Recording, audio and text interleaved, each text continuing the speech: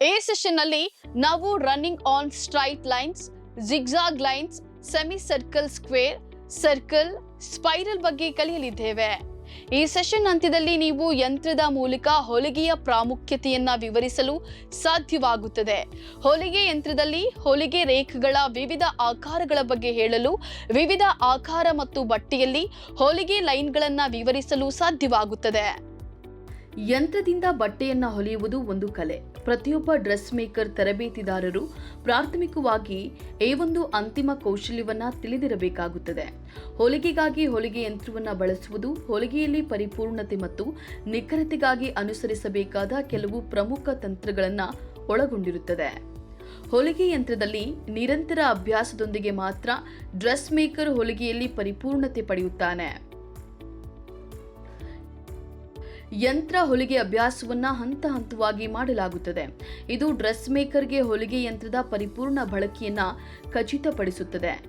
ಮೊದಲಿಗೆ ಇದು ಯಂತ್ರದ ಸುಲಭ ಚಾಲನೆಗಾಗಿ ಪೆಡಲಿಂಗ್ ಪ್ರಕ್ರಿಯೆಯನ್ನು ಒಳಗೊಂಡಿರುತ್ತದೆ. ಪೆಡಲಿಂಗ್ನಲ್ಲಿ ಪರಿಪೂರ್ಣತೆಯನ್ನು ಪಡೆಯಲು ಸೂಜಿ ಮತ್ತು ದಾರವಿಲ್ಲದೆ ಪೆಡಲಿಂಗ್ ಮಾಡುವ ಮೂಲಕ ಯಂತ್ರವನ್ನು ನಡೆಸಲಾಗುತ್ತದೆ. ಈ ಪ್ರಕ್ರಿಯೆ ಅಭ್ಯಾಸದ ಬಳಿಕ ಯಂತ್ರವನ್ನು ಪ್ಲಗ್ ಮಾಡಲಾಗುತ್ತದೆ. ವಿದ್ಯುತ್ನಿಂದ ಯಂತ್ರವನ್ನು ಚಲಾಯಿಸುವ ಅಭ್ಯಾಸ ಮಾಡಲು ಸ್ವಿಚ್ ಆನ್ ಮಾಡಲಾಗುತ್ತದೆ. ಯಂತ್ರದ ಕಾರ್ಯಚಟುವಟಿಕೆಯು ಮೋಟಾರೀಕೃತ ಅಪ್ಲಿಕೇಶನ್ನೊಂದಿಗೆ ವೇಗವಾಗಿರುವುದರಿಂದ ಇದಕ್ಕೆ ಹೆಚ್ಚಿನ ಕಾಳಜಿಯ ಅಗತ್ಯವಿರುತ್ತದೆ. ಎರಡನೇದಾಗಿ, ಪ್ರತಿಯೊಂದರಲ್ಲೂ A4 ಗಾತ್ರದ ಒಂದು ಪೇಪರ್ಗಳಲ್ಲಿ ಲಂಬ ಮತ್ತು ಅಡ್ಡ ರೇಖೆಗಳು, ಕೇಂದ್ರೀಕೃತ ಚೌಕಗಳ ವಲಯಗಳು ಇತ್ಯಾದಿಗಳಂತಹ ವಿವಿಧ ಆಕಾರಗಳನ್ನು ಚಿತ್ರಿಸಿ ಥ್ರೆಡ್ ಮಾಡದೆಯೇ ಹೊಲಿಗೆಗಾಗಿ ಯಂತ್ರವನ್ನು ಹೊಂದಿಸಿ. A4 ಕಾಗದದ ಮೇಲೆ ಚಿತ್ರಿಸಿದ ಪ್ರತಿಯೊಂದು ವಿನ್ಯಾಸವನ್ನು ವಿವಿಧ ಆಕಾರಗಳ ಕ್ರಮದಲ್ಲಿ ಅದರ ಮೇಲೆ ಹೊಲಿಯಲು ಯಂತ್ರಕ್ಕೆ ಹಾಕಿ. ಕಾಗದದ ಮೇಲಿನ ಆಕಾರಗಳನ್ನು ಬಟ್ಟೆಯ ತುಂಡುಗಳ ಮೇಲೆ ಎಳೆದುಕೊಳ್ಳಿ. ಅಂತಿಮವಾಗಿ ಹೊಲಿಗೆ ಯಂತ್ರಕ್ಕೆ ದಾರವನ್ನು ಅಳವಡಿಸಿ. ಬಳಿಕ ಎಳೆದ ಆಕಾರಗಳನ್ನು ಅನುಸರಿಸಿ ಬಟ್ಟೆಗಳನ್ನು ಒಂದೊಂದಾಗಿ ಹೊಲಿಯುವುದನ್ನು ಅಭ್ಯಾಸ ಮಾಡಿ. ಈ ಅಭ್ಯಾಸವು ತರಬೇತಿ ಪಡೆಯುವವರಿಗೆ ಯಂತ್ರವನ್ನು ಹೆಚ್ಚು ಪರಿಣಾಮಕಾರಿಯಾಗಿ ನಿರ್ವಹಿಸಲು ಮತ್ತು ಅಗತ್ಯವಿರುವಾಗ ಯಂತ್ರದ ವೇಗವನ್ನು ನಿಯಂತ್ರಿಸಲು ಅವಕಾಶ ಮಾಡಿಕೊಡುತ್ತದೆ. ಈಗ ನಾವು ಸಾಮಾನ್ಯ ತೊಂದರೆಗಳು, ಅವುಗಳ ಸಂಭವನೀಯ ಕಾರಣಗಳು ಮತ್ತು ಹೊಲಿಗೆ ಯಂತ್ರದಲ್ಲಿನ ಪರಿಹಾರಗಳು, ಅವುಗಳ ಸಂಭವನೀಯ ಕಾರಣಗಳು ಮತ್ತು ಪರಿಹಾರಗಳನ್ನು ನೋಡೋಣ. ಇವುಗಳಲ್ಲಿ ಹೆಚ್ಚಿನದನ್ನ ನೀವೇ ನೋಡಿಕೊಳ್ಳಬಹುದು ಮತ್ತು ಹೆಚ್ಚಿನ ತೊಂದರೆಗಳ ಸಂದರ್ಭದಲ್ಲಿ ಅರ್ಹ ಮೆಕ್ಯಾನಿಕ್ ಸಹಾಯವನ್ನ ಪಡೆಯಬೇಕು. ಆರಂಭದಲ್ಲಿ ಎದುರಾಗುವ ದಾರದ ಅವ್ಯವಸ್ಥೆಗೆ ಕಾರಣಗಳು ಮತ್ತು ಪರಿಹಾರಗಳು ಇಲ್ಲಿವೆ.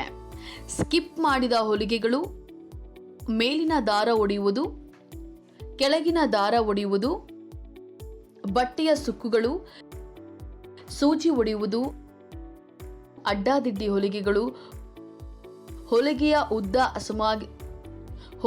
ಉದ್ದ ಅಸಮವಾಗಿರುವುದು, ವಸ್ತುಗಳು ಸರಿಯಾಗಿ ಫೀಡ್ ಆಗದಿರುವುದು, ಯಂತ್ರವು ಅತಿಯಾಗಿ ಚಲಿಸುವ ಸಮಸ್ಯೆಗಳು ಕಾಣಿಸಿಕೊಳ್ಳಬಹುದು. ನಿಮ್ಮ ತಿಳುವಳಿಕೆಯನ್ನು ಪರೀಕ್ಷಿಸಲು ನಾವು ಒಂದು ಕೆಲಸವನ್ನು ಮಾಡೋಣ. ಈ ಕೆಲಸವನ್ನು ಮಾಡಲು ನಿಮಗೆ ಸಿಂಗಲ್ ನೀಡಲ್ ಲಾಕ್ ಸ್ಟಿಚ್ ಯಂತ್ರ, ಬಾಬಿನ್ ಮತ್ತು ಬಾಬಿನ್ ಕೇಸ್, ದಾರ ಮತ್ತು ಸೂಜಿ, ಅಳತೆ ಟೇಪ್, ಸ್ಕೇಲ್, ಪೆನ್ಸಿಲ್, A4 ಗಾತ್ರದ ಕಾಗದಗಳು ಮತ್ತು ಹತ್ತಿ ಬಟ್ಟೆಯ ಅಗತ್ಯವಿದೆ. ವಿವಿಧ ಆಕಾರಗಳು ಮತ್ತು ಬಟ್ಟೆಯಲ್ಲಿ ಹೊಲಿಗೆ ರೇಖೆಗಳನ್ನು ನಿರ್ವಹಿಸುವುದು ನಿಮ್ಮ ಕಾರ್ಯವಾಗಿದೆ. A4 ಪೇಪರ್ನಲ್ಲಿ ರೇಖೆಗಳನ್ನು ಅಳೆಯಿರಿ. ಪ್ರತಿ ಅಭ್ಯಾಸವನ್ನು ಒಂದು ಹಾಳೆಯಲ್ಲಿ 2 ಬಾರಿ ಮಾಡಿ. ಪೆನ್ಸಿಲ್ ಮತ್ತು ಸ್ಕೇಲ್ ಬಳಸಿ. ಪೇಪರನ್ನು ಪ್ರೆಷರ್ ಫುಟ್ ಕೆಳಗೆ ಇರಿಸಿ. ಹೆಚ್ಚುವರಿ ವಸ್ತುಗಳನ್ನು ಎಡಭಾಗದಲ್ಲಿ ಇರಿಸಿ.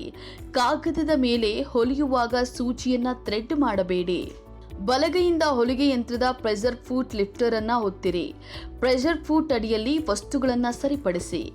ಪ್ರೆಷರ್ ಫುಟ್ ಅಡಿಯಲ್ಲಿ ನೀಡಲ್ ಪಾಯಿಂಟ್ ಕೆಳಗಿನ ವಸ್ತುಗಳ ಮೇಲೆ ಗುರುತು ಹಾಕಿ. ಟ್ರೆಡಲ್ ಅನ್ನು ಚಲಿಸಲು ಪ್ರಾರಂಭಿಸಿ. ನೀವು ಯಂತ್ರದ ಫ್ಲೈ ವೀಲ್ ಅನ್ನು ಬಲಗೈಯಿಂದ ನಿಮ್ಮ ಕಡೆಗೆ ತಳ್ಳುತ್ತೀರಿ. ನಿಮ್ಮ ಪಾದಗಳಿಂದ ಟ್ರೆಡಲ್ನ ಚಲನೆಯನ್ನು ಮುಂದುವರಿಸಿ. ಹೊಲಿಯುವಾಗ 2 ಕೈಗಳಿಂದ ವಸ್ತುವನ್ನು ನಿಯಂತ್ರಿಸಿ. ಯಂತ್ರದ ಚಲನೆಯೊಂದಿಗೆ ಫೀಡ್ಬ್ಯಾಕ್ ಸ್ವಯಂಚಾಲಿತವಾಗಿ ವಸ್ತುಗಳನ್ನು ಸಾಗಿಸುತ್ತದೆ. ಆದರೆ ಹೊಲಿಗೆಗಳ ಸರಿಯಾದ ರೇಖೆಯನ್ನು ನಿರ್ವಹಿಸಲು ನೀವು ಸೂಜಿ ಮತ್ತು ಪ್ರೆಷರ್ ಫುಟ್ ಮೇಲೆ ಗಮನ ಹರಿಸಬೇಕು. ವಸ್ತು ಮತ್ತು ಸೂಜಿಯ ಮೇಲೆ ಸಂಪೂರ್ಣ ಒತ್ತಡವನ್ನು ಹಾಕಿ. ನಿಮ್ಮ ಬಟ್ಟೆಗಳು ಯಂತ್ರದ ಚಕ್ರದಲ್ಲಿ ಸಿಲುಕಿಕೊಳ್ಳದಂತೆ ನೋಡಿಕೊಳ್ಳಿ. ಬಟ್ಟೆಯನ್ನು ನಿಯಂತ್ರಿಸುವಾಗ ಸೂಜಿಯಿಂದ ನಿಮ್ಮ ಬೆರಳುಗಳನ್ನು ರಕ್ಷಿಸಿ, ಯಾಕಂದ್ರೆ ಯಂತ್ರದ ಹೊಲಿಗೆಯು ಕೈ ಹೊಲಿಗೆಗಿಂತ ವೇಗವಾಗಿರುತ್ತದೆ. ಅದೇ ರೀತಿಯಲ್ಲಿ ಸೂಜಿ ಮತ್ತು ಬಾಬಿನ್ ಅನ್ನು ಥ್ರೆಡ್ ಮಾಡುವ ಮೂಲಕ ಬಟ್ಟೆಯ ಮೇಲೆ ಅಭ್ಯಾಸ ಮಾಡಿ. ಈಗ 20x22.5 ಸೆಂಟಿಮೀಟರ್ನ ಡಬಲ್ ಲೇಯರ್ಡ್ ಬಟ್ಟೆಯ ಮೇಲೆ ಎಲ್ಲ ಹೊಲಿಗೆ ಲೈನ್ಗಳನ್ನು ಒಮ್ಮೆಲೆ ಮಾಡಿ. ಬಟ್ಟೆಯನ್ನು 7 ಸೆಟ್ಗಳಿಗಾಗಿ ಅಂದರೆ 14 ತುಂಡುಗಳನ್ನು ಕತ್ತರಿಸಿ. 2 ತುಂಡುಗಳನ್ನು ಒಂದರ ಮೇಲೊಂದು ಹಾಕಿ ಎಲ್ಲ ಹಂಚುಗಳಿಂದ 0.5 ಸೆಂಟಿಮೀಟರ್ ಬಿಟ್ಟು ಸುತ್ತಲೂ ಹೊಲಿಯಿರಿ. ನೇರವಾದ ಹೊಲಿಗೆ ಲೈನ್ಗಳನ್ನು ಪೂರ್ಣಗೊಳಿಸಲು ಹೆಚ್ಚುವರಿ ಬಟ್ಟೆಯನ್ನು 20x45 ಸೆಂಟಿಮೀಟರ್ ತೆಗೆದುಕೊಳ್ಳಿ. ಬಾಗಿದ ಹೊಲಿಗೆಗಳ ಮೇಲೆ ಕೆಲಸ ಮಾಡುವಾಗ ವಸ್ತುವಿನ ಕೆಳಗೆ ಕಂದು ಹಾಳೆಯನ್ನು ಸೇರಿಸಿ. ನೀವು ಹೊಲಿಗೆ ಪ್ರಾರಂಭಿಸುವ ಮೊದಲು ಮೇಲಿನ ಮತ್ತು ಕೆಳಗಿನ ದಾರದ ಥ್ರೆಡ್ ಟೆನ್ಷನ್ ಪರಿಶೀಲಿಸಿ.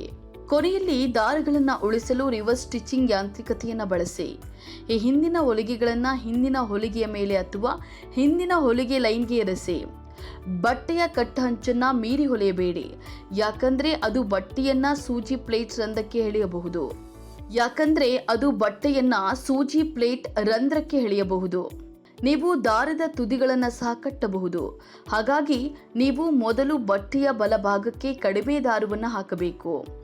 ಕೆಳಗಿನ ದಾರವನ್ನು ಹಿಡಿಯಲು ಮೇಲಿನ ದಾರವನ್ನು ಎಳೆಯಿರಿ. ನಂತರ ಅದನ್ನು ಸಂಪೂರ್ಣವಾಗಿ ಎಳೆಯಿರಿ. ದಾರಗಳನ್ನು ಒಟ್ಟಿಗೆ ಜೋಡಿಸಿ ಮತ್ತು ಹೆಚ್ಚುವರಿ ದಾರಗಳನ್ನು ಟ್ರಿಮ್ ಮಾಡಿ. ಉಳಿದ ಸುರುಳಿ, ಚೌಕ, ಅರ್ಧವೃತ್ತ ಮತ್ತು ಅಂಕುಡೊಂಕಾದ ಮಾದರಿಗಳಿಗಾಗಿ ಈ ವಿಧಾನದಲ್ಲಿ ಅಭ್ಯಾಸವನ್ನ ಮುಂದುವರೆಸಿ. ನಾವೀಗ running on straight lines, zigzag lines, semi circle, square circle, spiral ಬಗ್ಗೆ ಕಲಿಯುವ ಸೆಷನ್ ಅಂತ್ಯವನ್ನ ತಲುಪಿದ್ದೇವೆ. ಈಗ ನೀವು ಯಂತ್ರದ ಮೂಲಕ ಹೊಲಿಗೆಯ ಪ್ರಾಮುಖ್ಯತೆಯನ್ನ ವಿವರಿಸಲು ಸಾಧ್ಯವಾಗುತ್ತದೆ. ಹೊಲಿಗೆ ಯಂತ್ರದಲ್ಲಿ ಹೊಲಿಗೆ ರೇಖೆಗಳ ವಿವಿಧ ಆಕಾರಗಳ ಬಗ್ಗೆ ಹೇಳಲು, ವಿವಿಧ ಆಕಾರ ಮತ್ತು ಬಟ್ಟೆಯಲ್ಲಿ ಹೊಲಿಗೆಯ ಲೈನ್ಗಳನ್ನ ವಿವರಿಸಲು ಸಾಧ್ಯವಾಗುತ್ತದೆ.